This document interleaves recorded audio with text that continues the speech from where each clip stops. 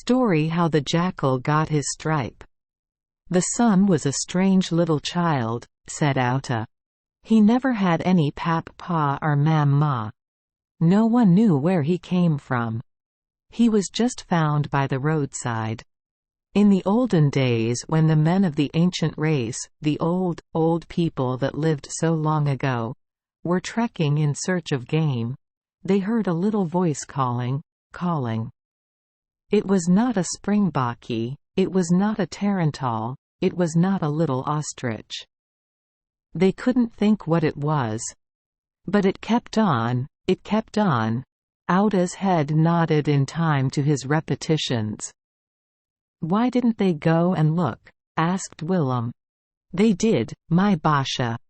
They hunted about amongst the milk bushes by the roadside, and at last under one of them they found a nice brown baby. He was lying quite still looking about him, not like a baby, Bajis, but like an old child, and sparks of light, as bright as the sparks from Outa's tinderbox, seemed to fly out of his eyes. When he saw the man, he began calling again. Carry me, pick me up and carry me. Are, he can talk, said the man. What a fine little child. Where have your people gone?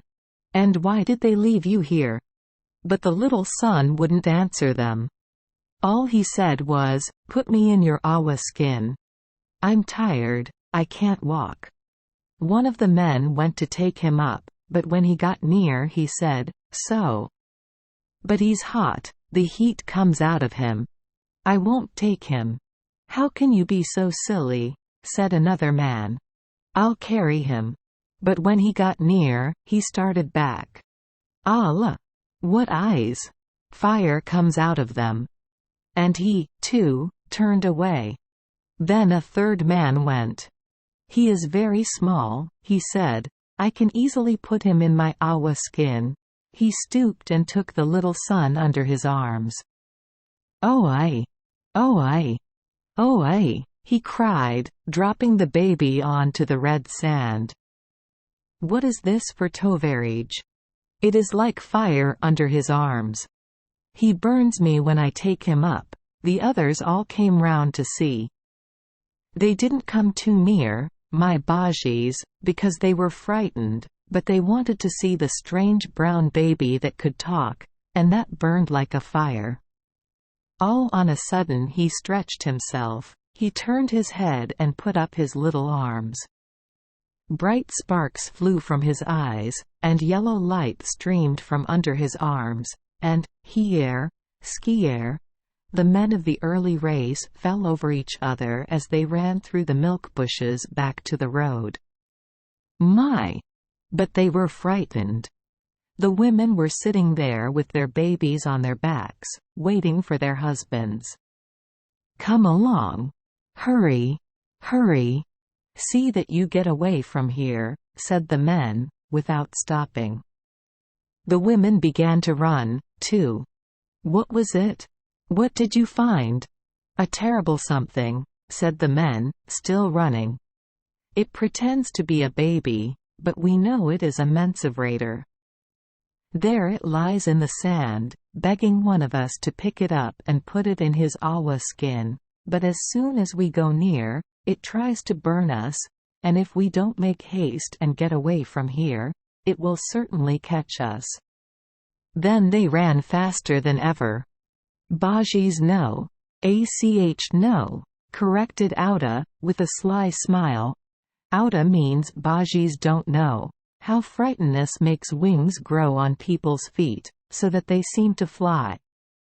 So the men of the early race, and the women with their babies on their backs, flew, and very soon they were far from the place where the little son was lying. But someone had been watching, my Bajis, watching from a bush nearby. It was Jackal, with his bright eyes and his sharp nose, and his stomach close to the ground. When the people had gone, he crept out to see what had made them run. Hardly a leaf stirred, not a sound was heard, so softly he crept along under the milk bushes to where the little son lay. "Ack, what a fine little child has been left behind by the men," he said. "Now that is really a shame, that none of them would put it into his awa skin. Carry me, carry me." "Put me in your awa skin," said the little son. "I haven't got an awa skin, Basha," said Jackals, "but if you can hold on, I'll carry you on my back." So Jackals lay flat on his stomach, and the little son caught hold of his manhar, and rolled round on his back. "Where do you want to go?" asked Jackals. "There, where it far is," said the baby, sleepily. Jackals trotted off with his nose to the ground and a sly look in his eye. He didn't care where the baby wanted to go. He was just going to carry him off to the krantz where Tant and the young Jackalses lived. If Bajis could have seen his face! Alla world! He was smiling, and when Jackals smiles, it is the wickedest sight in the world. He was very pleased to think what he was taking home. Fat brown babies are as nice as fat sheeptails, so he went along quite jolly.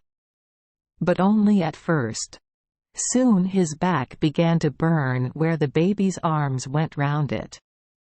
The heat got worse and worse, until he couldn't hold it out any longer. So, Basha burns me," he cried. "Sail down a little further, Basha, so that my neck can get cool." The little son slipped further down and held fast again, and Jackals trotted on. But soon he called out again, So, now the middle of my back burns. Sail down still a little further." The little son went further down and held fast again. And so it went on.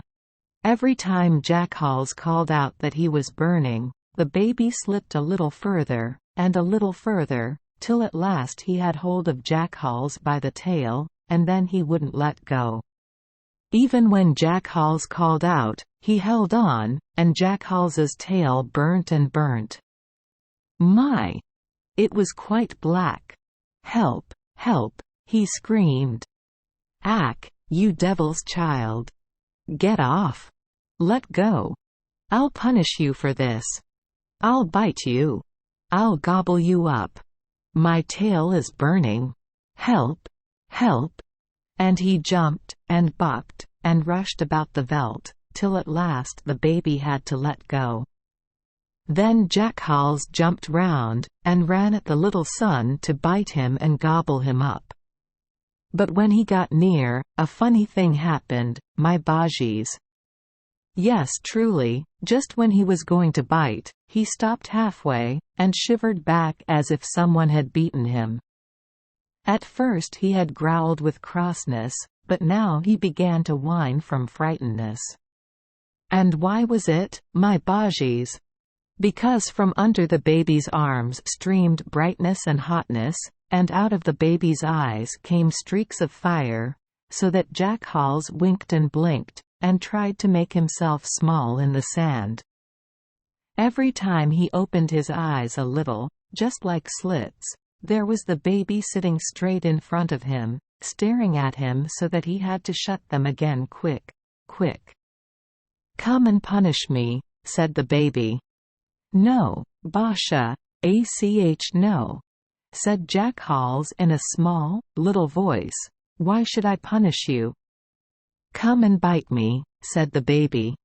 "No, Basha, no, I could never think of it." Jackals made himself still a little smaller in the sand. "Come and gobble me up," said the baby. Then Jackals gave a yell and tried to crawl further back. "Such a fine little child," he said, trying to make his voice sweet. "Who would ever do such a wicked thing?" "You would," said the little son. "When you had carried me safely to your krantz, you would have gobbled me up. You are tosh so clever, Jackals, but sometimes you will meet your match. Now, look at me well. Jackals didn't want to look, my bogies, but it was just as if something made his eyes go open, and he lay there staring at the baby, and the baby stared at him. So, my bogies, just so. Outa stretched his eyes to their utmost and held each fascinated child in turn. "You'll know me again when you see me," said the baby, "but never, never again will you be able to look me in the face. And now you can go." Fierce light shot from his eyes, and he blew at Jackals with all his might. His breath was like a burning flame, and Jackals, half dead with frightenness, gave a great howl and fled away over the Vlakte. From that day, my bogies, he has a black stripe right down his back to the tip of his tail. And he cannot bear the sun, but hides away all day with shut eyes, and only at night when the old man with the bright armpits has gone to sleep, does he come out to hunt and look for food, and play tricks on the other animals.